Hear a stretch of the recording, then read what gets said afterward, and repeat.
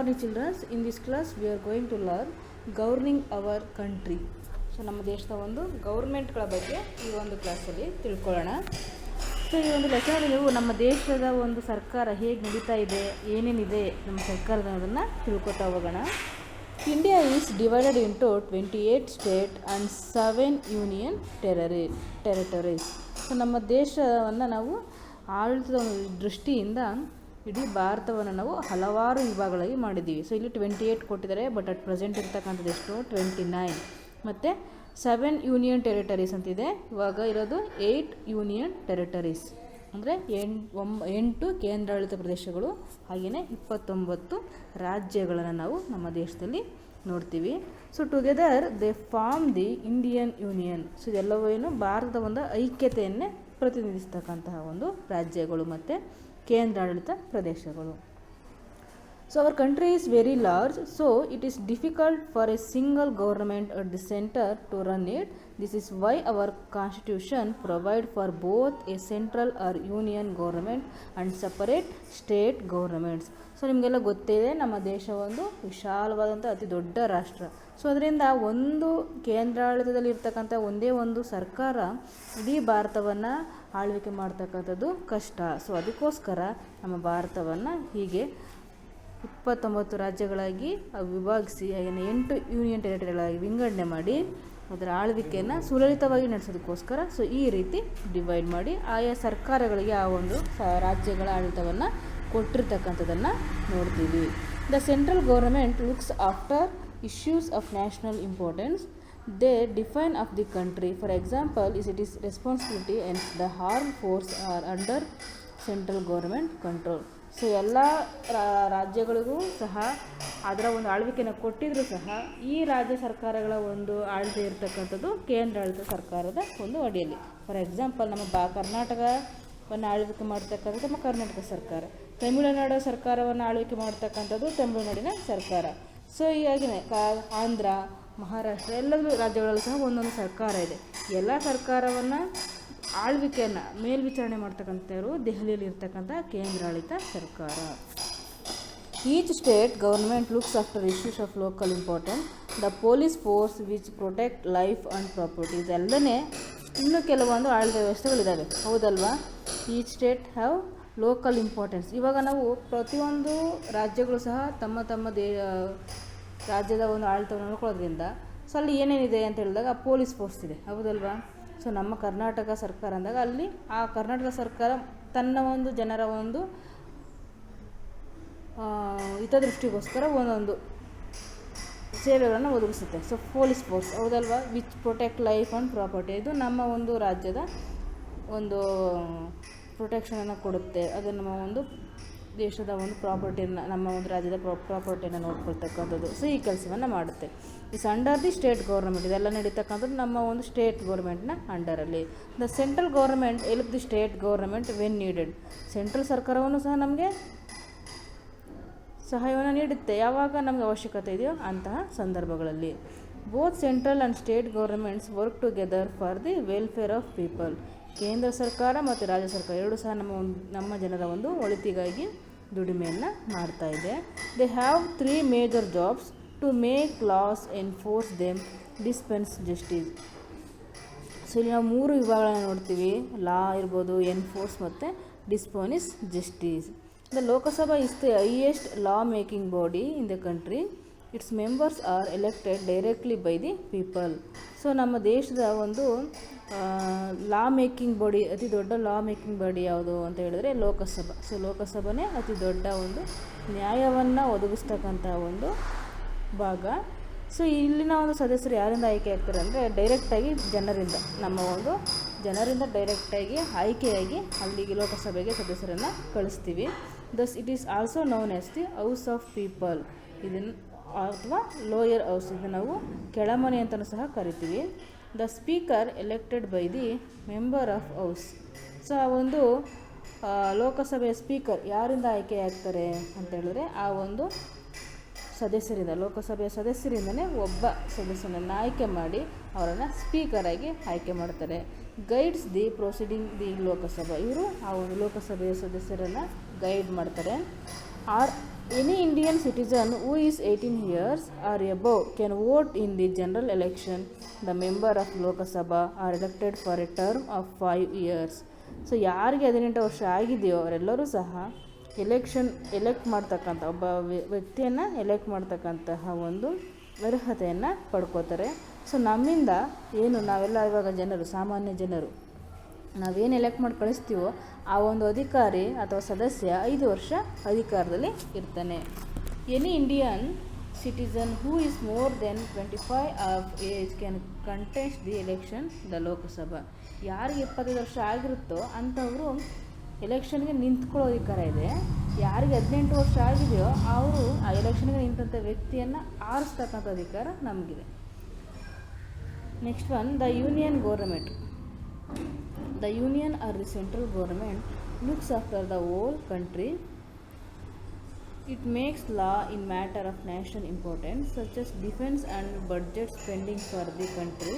The Parliament of India is the law making authority. It has 3 wings: the President of India, the Lok Sabha and Rajya Sabha. So next ಒಂದು ಬಂದು the government. ಅದರಲ್ಲಿ parliament ಅಂತಕ್ಕಂಥದ್ದು ಪ್ರಮುಖವಾಗಿ ಇರ್ತಕ್ಕಂಥದ್ದು. So ಈ parliament ಅಂತಕ್ಕಂಥದ್ರಲ್ಲಿ ಏನು ಮುಖ್ಯವಾದಂಥದ್ದು ಅಂದರೆ president of India ಮತ್ತು ಲೋಕಸಭಾ, ರಾಜ್ಯಸಭಾ ಇಷ್ಟು 3 ಅಂಗಗಳು ಇಲ್ಲಿ ಪ್ರಮುಖವಾಗಿ ಇರ್ತಕ್ಕಂಥದ್ದು. Everybody in our country who is more than 18 years of age has right to vote for electing the people's responsibility the parliament. 18 ವರ್ಷ ಮೇಲ್ಪಟ್ಟವರು ಪಾರ್ಲಿಮೆಂಟ್ಗೆ ಸದಸ್ಯರನ್ನು ಚುನಾಯಿಸುವ ಒಂದು ಅಧಿಕಾರವನ್ನು ಹೊಂದಿರ್ತಾರೆ. Next one, Rajya Sabha. Rajya Sabha is called the upper house. ರಾಜ್ಯಸಭಾನ ನಾವು ಅಪ್ಪರ್ ಹೌಸ್ ಅಂತ ಕರಿತೀವಿ. ಸೊ ಲೋಕಸಭೆಯನ್ನು ಏನಂತ ಕರಿತೀವಿ? ಲೋಯರ್ ಹೌಸ್ ಅಂತ ಕರಿತೀವಿ of the parliament. It has 250 member. ಇದರಲ್ಲಿ ಗರಿಷ್ಠ ಅಂದರೆ 250 ಮೆಂಬರ್ಸನ್ನು ಒಳಗೊಂಡಿರುತ್ತೆ. ಅದರಲ್ಲಿ 238 ಸದಸ್ಯರನ್ನು ನಾವು ಡೈರೆಕ್ಟಾಗಿ ಆಯ್ಕೆ ಮಾಡಿ ಕಳಿಸ್ತೀವಿ. ಉಳಿದಂತಹ 12 are nominate by the president of India. President ಇನ್ನು ಉಳಿದಂಥ 12 ಜನರನ್ನು ಆಯ್ಕೆ ಮಾಡ್ತಾರೆ. The member are not elected by the people directly. They are the representative of state and union territory.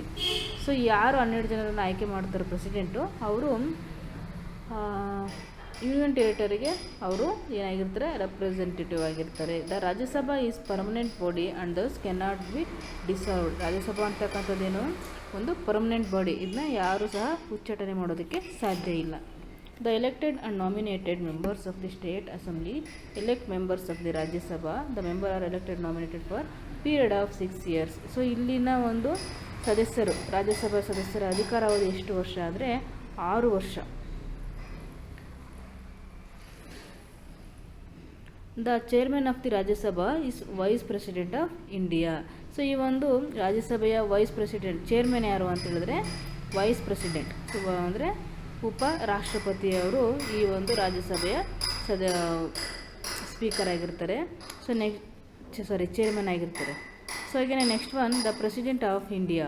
The president of India ಅಂದರೆ ನಮ್ಮ ದೇಶದ ರಾಷ್ಟ್ರಪತಿ. ಸೊ ಇಲ್ಲಿ ಕೊಟ್ಟಿದ್ದಾರೆ ನೋಡಿ, ಇದು ರಾಷ್ಟ್ರಪತಿಯವರ ರಾಷ್ಟ್ರಪತಿ ಭವನ. ಸೊ ಇದು ಪಾರ್ಲಿಮೆಂಟ್ ಹೌಸ್. ಸೊ ನಾನು ಲೋಕಸಭೆ ಮತ್ತು ರಾಜ್ಯಸಭೆ ಅಂತ ಹೇಳಿದೆ ಅಲ್ವಾ. ಸೊ 2 ಅಂಗಗಳು ಇರ್ತಕ್ಕಂಥದ್ದು ಇಲ್ಲಿ. The President of India. The President of India is the head of the country. President of India ಏನು ನಮ್ಮ ದೇಶದ ಹೆಡ್ ಆಗಿರ್ತಾರೆ ಅವರು. The member of the Lok Sabha, the Rajya Sabha and the state assemblies can elect the President of the India. ರಾಜ್ಯಸಭೆ ಮತ್ತು ಲೋಕಸಭೆ ಮತ್ತು state assembly ಅವರು ನಮ್ಮ ಒಂದು ಪ್ರೆಸಿಡೆಂಟನ್ನು ಆಯ್ಕೆ ಮಾಡ್ತಾರೆ. He is elected for 5 years. ಇವರನ್ನು 5 ವರ್ಷಗಳ ಅವಧಿಗೆ ನಾವು ಎಲೆಕ್ಟ್ ಮಾಡ್ತೀವಿ. The minimum age to become President of India 35 years. 35 ವರ್ಷವಾಗಿದ್ದರೆ ಅವರು ಪ್ರೆಸಿಡೆಂಟ್ ಆಗೋದಕ್ಕೆ ಅರ್ಹತೆಯನ್ನು ಪಡ್ಕೋತಾರೆ. The vice president is elected by members of both house of the parliament for term of 5 years. The vice president the chairman of the Rajya Sabha. Vice president ಸಹ ಪಾರ್ಲಿಮೆಂಟಿಂದ ಆಯ್ಕೆ ಆಗ್ತಾರೆ. ಇವರು ಸಹ 5 ವರ್ಷಕ್ಕೆ. ಸೊ ಇವರು ರಾಜ್ಯಸಭೆಯ ಚೇರ್ಮನ್ ಸಹ ಆಗಿರ್ತಾರೆ. ಸೊ ಇಲ್ಲಿ ನಮ್ಮ ದೇಶದ ಕೆಲವೊಂದು ಪ್ರೆಸಿಡೆಂಟ್ಗಳೆಲ್ಲ ಚಿತ್ರವನ್ನು ಕೊಟ್ಟಿದ್ದಾರೆ ನೋಡಿ. ಸೊ ಅವ್ರು ಯಾರು ಅಂತ ನೀವು ಫೈಂಡ್ ಔಟ್ ಮಾಡಿ. ಸೊ ಅವ್ರ ಕೆಳಗಡೆ ಆ ಒಂದು ಡ್ಯಾಶಸ್ಗಳನ್ನು ಫಿಲ್ ಮಾಡಿ. So next one, forming the government. So ಗೌರ್ಮೆಂಟ್ನ ಒಂದು ರಚನೆ ಹೇಗಾಗುತ್ತೆ ಅನ್ನೋದನ್ನು ನೋಡೋಣ. India is the largest democracy in the world, being a parliamentary democracy. India has several political parties. So Bharat ಇಡೀ ಪ್ರಪಂಚದಲ್ಲಿ ಅತಿ ದೊಡ್ಡ ಪ್ರಜಾಪ್ರಭುತ್ವ ರಾಷ್ಟ್ರ.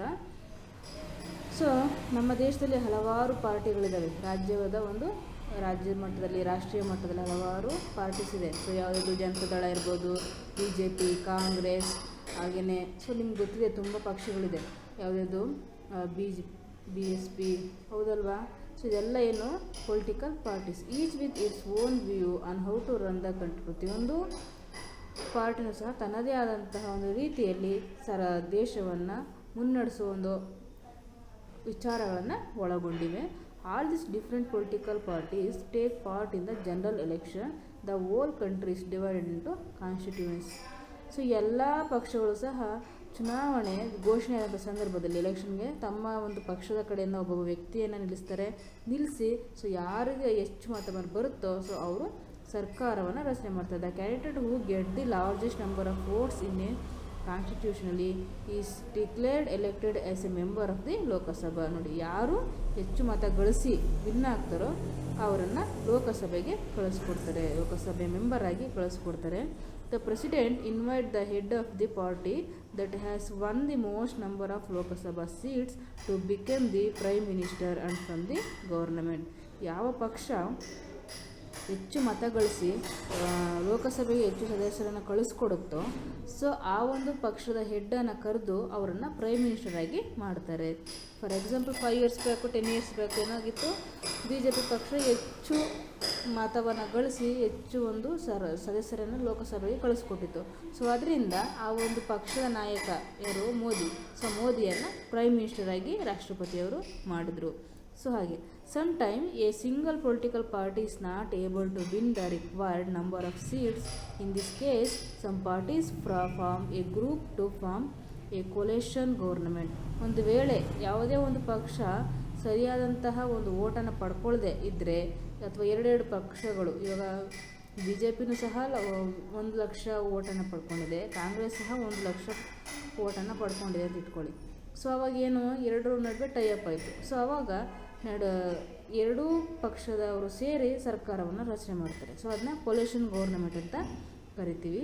The speaker who is the chairman of Lok Sabha is elected by the member of Lok Sabha only.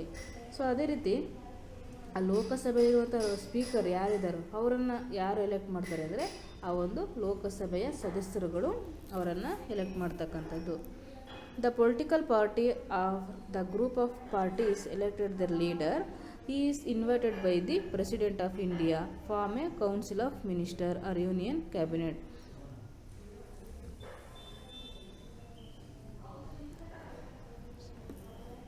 So next one the judiciary ಅಂದರೆ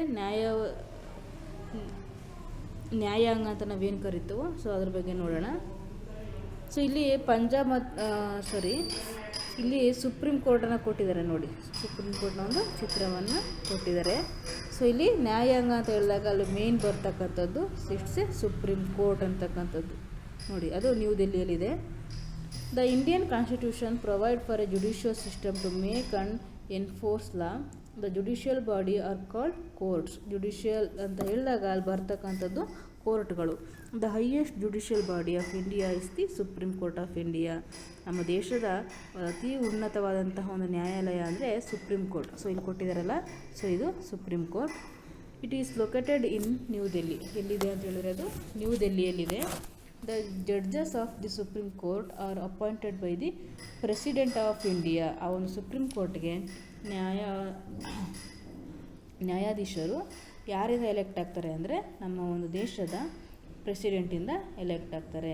the judgment of the supreme court is final in all the cases. ಈ ಒಂದು ಯಾವುದೇ ಒಂದು ಸಂದರ್ಭದಲ್ಲಿ ಯಾವುದೇ ಒಂದು ಕೇಸ್ಗಳಲ್ಲಿ ಈ ಒಂದು ಸುಪ್ರೀಂ ಕೋರ್ಟ್ನ ನ್ಯಾಯಾಧೀಶರು ಕೊಡ್ತಕ್ಕಂಥ ತೀರ್ಪನೇ ಅಂತಿಮ ತೀರ್ಪಾಗಿರುತ್ತೆ. The high court is the highest judicial body in the state. ಅದೇ ರೀತಿ ರಾಜ್ಯ ಮಟ್ಟದಲ್ಲಿ ಹೈಯೆಸ್ಟ್ ಉನ್ನತ ಮಟ್ಟದ ಒಂದು ನ್ಯಾಯಾಲಯ ಯಾವುದು ಅಂದರೆ ಈ ಒಂದು ಹೈಕೋರ್ಟ್ ಅಂತಕ್ಕಂಥದ್ದು. ಸೊ ರಾಷ್ಟ್ರೀಯ ಮಟ್ಟದಲ್ಲಿ ಸುಪ್ರೀಂ ಕೋರ್ಟ್ ಆದರೆ ಸ್ಟೇಟ್ ಲೆವೆಲಲ್ಲಿ ಹೈಕೋರ್ಟ್ ಅಂತಕ್ಕಂಥದ್ದು. At present there are 18 high court in India. Some high court look after the work of more than one state out of the 7 union territories. So ಹಾಗೆಯೇ ಸ್ಟೇಟಲ್ಲಿ district court, ಹಾಗೆ lower court, ಇದೆ town court, city court ಅಂತ ಹಲವಾರು ವಿಭಾಗಗಳನ್ನು ನೋಡ್ತಾ ಹೋಗ್ತೀವಿ. So next one the state government. Every state has A legislative assembly. It make loss for the state. It is selected for a term of 5 years. So ನಮ್ಮ ಒಂದು ರಾಜ್ಯ ಮಟ್ಟದಲ್ಲಿ ಇರ್ತಕ್ಕಂತಹ ಒಂದು ಲೆಜಿಸ್ಲೇಟಿವ್ ಒಂದು ಅಸೆಂಬ್ಲಿಯ ಒಂದು ಅಧಿಕಾರಾವಧಿ ಬಂದು 5 ವರ್ಷ. The governor is the head of the state. Governor ಅಂತಕ್ಕಂಥವ್ರು ನಮ್ಮ ಒಂದು ಸ್ಟೇಟ್ನ ಹೆಡ್ ಆಗಿರ್ತಾರೆ. He or she is appointed by the president of India and serve for a term of 5 years.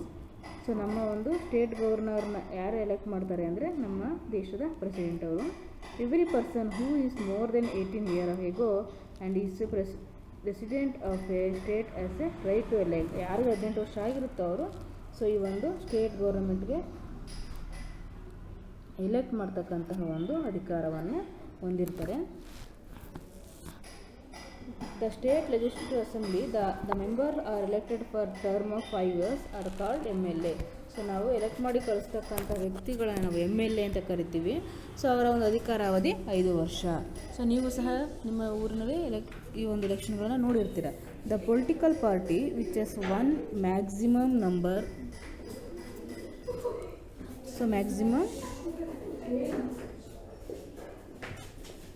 the political party which has won the maximum number of seats in the assembly election has the right to form the state government. So ಯಾವ ಒಂದು ಪಕ್ಷ ಇವಾಗ ಹೆಚ್ಚು ಮತವನ್ನು ಪಡ್ಕೊಳ್ಳುತ್ತೋ so ಆ ಒಂದು ಪಕ್ಷ ಸರ್ಕಾರವನ್ನು ರಚನೆ ಮಾಡುತ್ತೆ. ಸೇಮ್ ಈ ಒಂದು ಲೋಕಸಭೆಗೆ ಹೇಗೆ ನಾವು ಎಲೆಕ್ಷನ್ ಮಾಡ್ತೀವೋ ಅದೇ ರೀತಿ ಸ್ಟೇಟ್ ಗೌರ್ಮೆಂಟಲ್ಲೂ ನಾವು ಎಲೆಕ್ಷನ್ನ ಮಾಡಿ ಸೊ ಅಧಿಕಾರವನ್ನು ಹಂಚ್ತಾರೆ. ಫಾರ್ ಎಕ್ಸಾಂಪಲ್ ನಮ್ಮ ಒಂದು ಸ್ಟೇಟಲ್ಲಿ ಅಟ್ ಪ್ರೆಸೆಂಟ್ ಇರ್ತಕ್ಕಂಥ ಒಂದು ಆಡಳಿತ ಯಾರ್ದು ಇಟ್ಸ್ BJP. ಸೊ ಸೆಂಟ್ರಲ್ಲು BJP ಇದೆ, ಹಾಗೆಯೇ ಸ್ಟೇಟಲ್ಲೂ ಸಹ BJP ಇದೆ, ಹೌದಲ್ವಾ? It lead the invited by the governor to form the state cabinet of minister. The leader is appointed as a chief minister. So governor ಅವರು ಆ ಒಂದು ಪಕ್ಷದ ಹೆಡ್ಡನ್ನು ಕರೆದು ಸೊ ಅವ್ರಿಗೆ ಸರ್ಕಾರ ರಚನೆ ಮಾಡೋ ಒಂದು ಅಧಿಕಾರವನ್ನು ಕೊಡ್ತಾರೆ. ಸೊ ಅವರು ನಾವು ಚೀಫ್ ಮಿನಿಸ್ಟರ್ ಅಂತ ಕರಿತೀವಿ. ಸೊ ಪ್ರೆಸೆಂಟ್ ಚೀಫ್ ಮಿನಿಸ್ಟರ್ ಯಾರು? It's Yediyurappa. The chief functions of the state government include providing health care and education, taking care of law and order and agriculture and irrigation. So ಯಾವ ಒಂದು ಸರ್ಕಾರ ರಚನೆ ಆಗುತ್ತೋ ಅದರ ಒಂದು ಪ್ರಮುಖ ಜವಾಬ್ದಾರಿಗಳೇನೇನು ಅಂದಾಗ ಸೊ ಆ ಒಂದು ಸ್ಟೇಟ್ನಲ್ಲಿರ್ತಕ್ಕಂಥ ಜನರ ಒಂದು ಹೆಲ್ತನ್ನು ನೋಡ್ಕೊಳ್ಳೋದು, ಶಿಕ್ಷಣವನ್ನು ಕೊಡ್ತಕ್ಕಂಥದ್ದು ಆ ಜನರಿಗೆ, ಹಾಗೆಯೇ ಅವರ ಒಂದು ಆ ಸ್ಟೇಟ್ನ ಒಂದು ನ್ಯಾಯಾಧೀಕರಣವನ್ನು ನೋಡ್ಕೊಳ್ತಕ್ಕಂಥದ್ದು, ಅಗ್ರಿಕಲ್ಚರ್ ಮತ್ತು ಇರಿಗೇಷನ್ನ ಇಂಪ್ರೂವ್ ಮಾಡ್ತಕ್ಕಂಥದ್ದು ಅವರ ಒಂದು ಜವಾಬ್ದಾರಿ. The speaker is elected by the member of the state legislative assembly. So ಈ ಒಂದು ಸ್ಪೀಕರನ್ನು ಯಾರು ಎಲೆಕ್ಟ್ ಮಾಡ್ತಾರೆ ಅಂದರೆ ಸ್ಟೇಟ್ ಲೆಜಿಸ್ಲೇಟಿವ್ ಅಸೆಂಬ್ಲಿ ಅವರು. The speaker is the chairman of legislative assembly. Some states also have legislative council. So ಕೆಲವು ಒಂದು ಸ್ಟೇಟ್ಗಳಲ್ಲಿ legislative council ಸಹ ಇರುತ್ತೆ. ಸೊ ಇದಿಷ್ಟು ನಿಮ್ಮ ಒಂದು ಗವರ್ನಿಂಗ್ ಅವರ್ ಕಂಟ್ರಿಯಲ್ಲಿ ಇರ್ತಕ್ಕಂಥ ಕೆಲವೊಂದು ಇಂಪಾರ್ಟೆನ್ಸ್ಗಳು. ಸೊ ನೆಕ್ಸ್ಟ್ ಕ್ಲಾಸಲ್ಲಿ ನಾವು ದ ಯುನೈಟೆಡ್ ನೇಷನ್ಸ್ ಬಗ್ಗೆ ತಿಳ್ಕೊಳ್ಳೋಣ. Thank you.